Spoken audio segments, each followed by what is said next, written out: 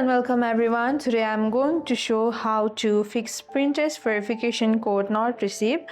Firstly, what you can do is tap on your phone setting. After you tap on your phone setting, tap on apps, tap on app management. Now start typing Pinterest, scroll down, tap on Pinterest app, tap on storage usage. After you tap on storage usage, tap on clear cache, and after you tap on clear cache, tap on clear data.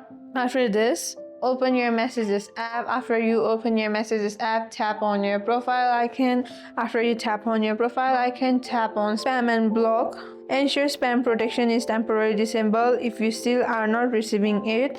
Next, again tap on settings. After you tap on settings, again tap on apps, tap on app management. Now start typing Pinterest, scroll down, tap on Pinterest app, and now what you can do is tap on data uses, and in data uses toggle background data on.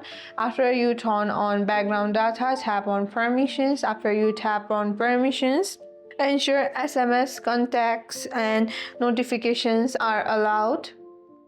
And after that, what next you can do is update Android web view and Pinterest by open the Google Play Store. After you open the Google Play Store, search for Android system web view,